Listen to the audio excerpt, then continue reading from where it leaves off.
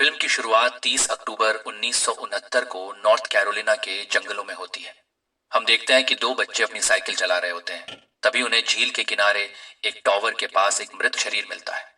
डर के मारे वे शेरिफ जैक्सन और उनके साथी को बुलाते हैं, जो बाद में उस शरीर की पहचान चेस एंड्रयूज के रूप में करते हैं। वह शहर का अब तक का सबसे अच्छा क्वार्टरबैक था। पुलिस के लिए सबसे चौंकाने वाली बात यह थी कि वहां चेस या किसी और के पैरों के निशान बिल्कुल नहीं थे। जब वे टॉवर पर चढ़ते हैं तो उन्हें लगता है कि चेस शायद टूटी हुई जाली से गिरा होगा, लेकिन शेरिफ जैक्सन को यह बात पूरी तरह सही नहीं लगती। पोस्टमार्टम रिपोर्ट बताती है कि 63 फीट ऊंचाई से गिरने के झटके से उसकी मौत हुई, लेकिन सिर के पीछे बीम पर चोट लगने का मतलब है कि उसे पीछे की ओर गिरना चाहिए था, जिससे शक पैदा होता है कि शायद उसे धक्का दिया गया हो। इसके अलावा टॉवर की रेलिंग और जाली पर कोई फिंगरप्रिंट नहीं मिले और चेस की जैकेट पर लाल रेशे पाए गए, जिससे उसके मर्डर होने की संभावना और बढ़ जाती है। उसी रात जब दोनों पुलिस वाले एक डाइनर में बैठे होते हैं, तो वे वहां के कुछ लोगों को यह कहते हुए सुनते हैं कि चेस की हत्या एक लड़की ने की है जो मार्श दलदल में रहती है। दिलचस्प बात यह है कि उन्हें उसका नाम तक नहीं पता। वे उसे सिर्फ मार्श गर्ल कहते हैं और मानते हैं कि वह पागल है और उसे मानसिक अस्पताल में होना चाहिए। कुछ शक होने पर पुलिस वाले मार्श गर्ल के घर जाते हैं, जहां उन्हें केस से जुड़ी एक चौंकाने वाली चीज मिलती है। दरवाजा खुला हुआ होता है और कोई अंदर नहीं होता, तो वे घर में प्रवेश करते हैं। तभी उन्हें एक लाल बेनी कैप मिलती है, जो शायद वही चीज है जिससे चेस की जैकेट पर लाल रेशे आए थे। आखिरकार हमें मार्श गर्ल यानी काया क्लार्क से परिचित करवाया जाता है, जो पकड़े जाने से बचने के लिए जंगल में छुपी हुई है। एक दो दिन बाद पुलिस वालों को काया झील में नाव चलाते हुए मिल जाती है। काया तैरकर भागने की कोशिश करती है, लेकिन किस्मत उसके साथ नहीं होती। शहर के लोग पहले से ही मान चुके हैं कि चेस की हत्या काया ने ही की है, और अब वे उसके खिलाफ अफवाहें फैलाने और उसे जेल पहुंचाने के लिए एकजुट होने लगे हैं।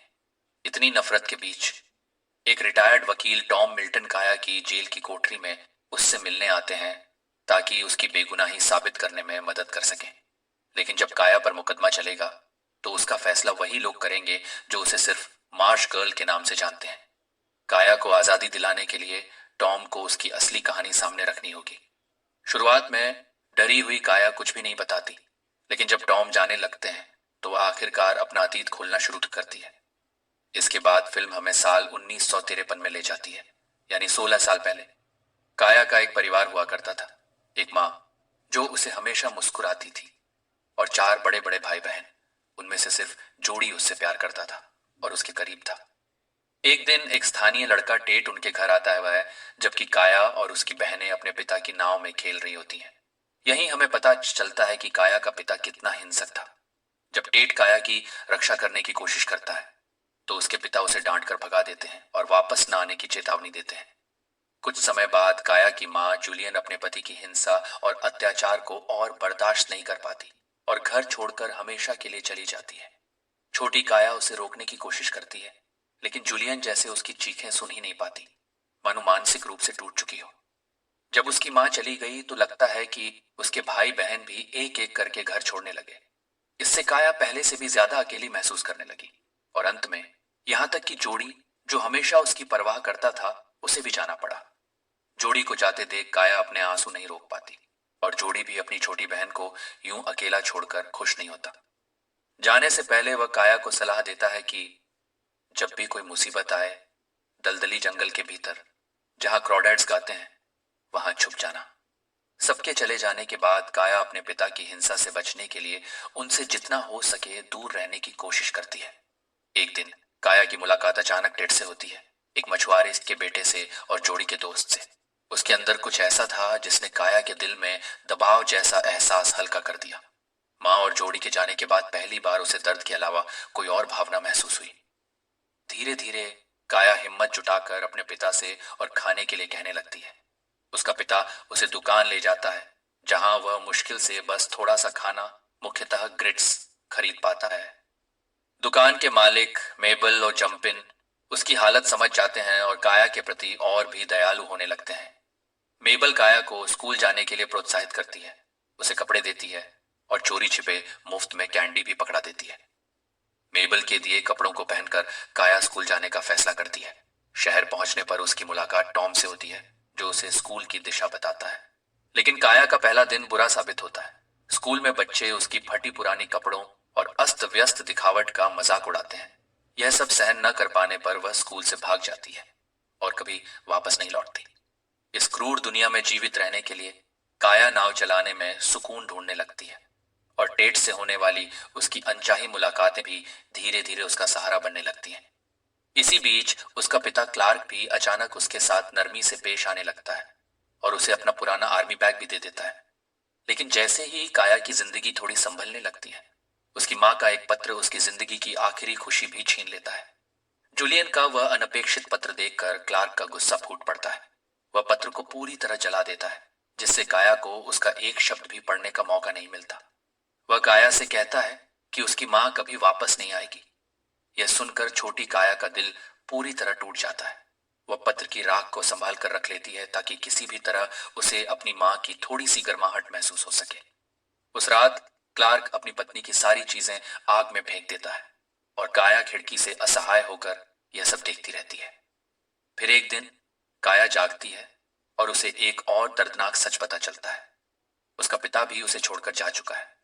खाना और जरूरी सामान की कमी उसकी जिंदगी को मुश्किल बना देती है। जीवित रहने के लिए काया झील पर जाती है और वहां से मसल्स, शंख इकट्ठा करती है, जिन्हें वह मेबल की दुकान पर बेचती है। हर हफ्ते कुछ पाउंड मसल्स के बदले जंपिन उसे खाना और जरूरी चीजें देता है, जैसे माचिस और मोमबत्ती। जंपिन इस सौदे को एक व्यापार की तरह देखता है, लेकिन मेबल काया के लिए दया महसूस करती है और उसे समय समय पर कपड़े और जूते देती रहती है। वर्तमान समय में मेबल अभी भी काया को कपड़े भेजती रहती है, जिन्हें वह अपने पहले मुकदमे में पहनती है। अगर मुकदमे के अंत में काया दोषी पाई जाती है तो उसे मौत की सजा का सामना करना पड़ेगा। जेस एंड्रयूज के परिवार का वकील जूरी को यह विश्वास दिलाने की कोशिश करता है कि काया ने चेस को टॉवर तक बुलाया था और उसे धक्का देकर उसकी हत्या कर दी। इस बीच टॉम काया को शांत करता है और सबको बताता है कि चेस के वकील के आरोपों को साबित करने के लिए कोई भी ठोस सबूत नहीं है। मिस काया को यहाँ इसलिए लाया गया है क्योंकि लोग तथ्यों पर भरोसा करने के बजाय उसकी पिछली जिंदगी और उसके रहने की जगह की वजह से उसे दोषी ठहराना आसान समझते हैं। टॉम काया को प्लिया बार्गेन लेने की सलाह देता है। इसका मतलब ये है कि अगर काया मान ले कि वह उस रात टॉवर पर मौजूद थी और चेस के साथ उसकी बहस हुई थी, जिससे यह दुखद हादसा हुआ, तो टॉम उसे सिर्फ 6 साल में जेल से बाहर निकलवा सकता है। यह फैसला सुनने में फायदेमंद लगता है, लेकिन काया किसी भी ऐसी बात को स्वीकार नहीं करना चाहती जो उसे दोषी साबित करे। वह पूरी तरह बेगुनाह साबित होकर जेल से बाहर निकलना चाहती है। फिर कहानी हमें 1962 में ले जाती है, जब काया अब बड़ी हो चुकी है। वह अक्सर जंगल में एक आदमी को देखती है, लेकिन उससे बात करने की हिम्मत कभी नहीं जुटा पाती। वह आदमी अक्सर उसे एक पंख, कुछ बीज, एक स्पार्क प्लग और कई पत्र छोड़ जाता है, जिन्हें काया पढ़ भी नहीं सकती। एक दिन जब वे आमने सामने आते हैं तो वह आदमी आखिरकार अपना परिचय देता है। वह टेट है, काया का बचपन का दोस्त। उन दोनों के बीच थोड़ी अटपटी बातचीत होती है, जिसके बाद टेट काया को पढ़ना और लिखना सिखाने की पेशकश करता है। टेट उसे ABC से शुरुआत करवाता है और फिर बेसिक बायोलॉजी सिखाता है। काया पूरी लगन से सीखती है और पढ़ने लिखने में उसकी रुचि तेजी से बढ़ती जाती है।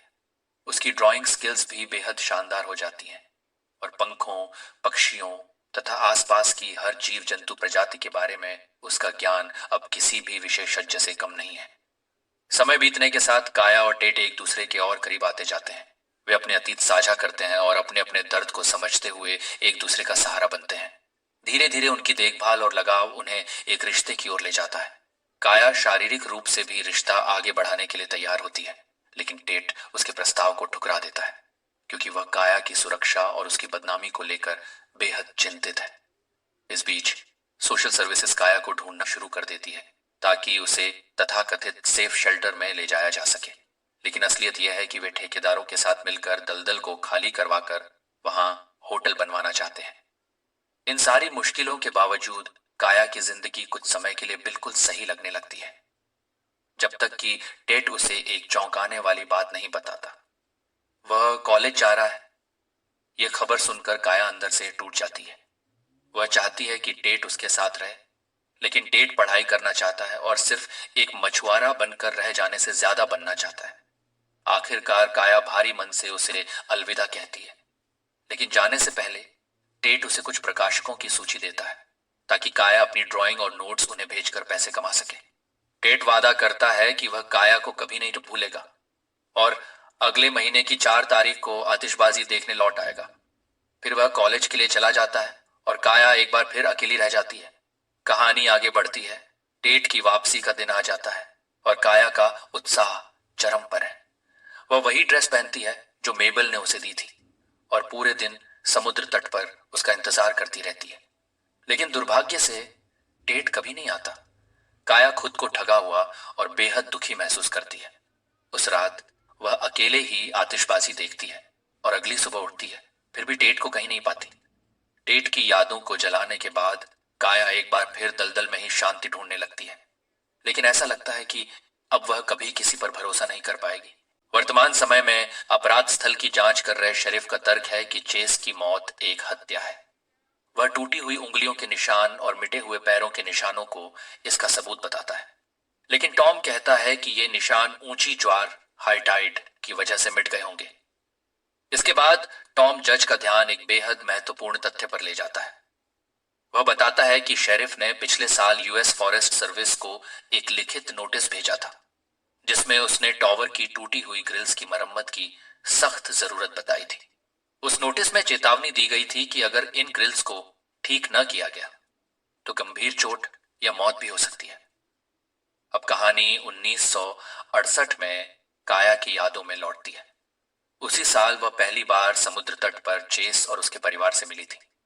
चेस उससे बात करने ही वाला था कि काया तुरंत वहां से चली जाती है और रास्ते में वह देखती है कि एक और डेवलपर दलदल की तस्वीरें ले रहा है।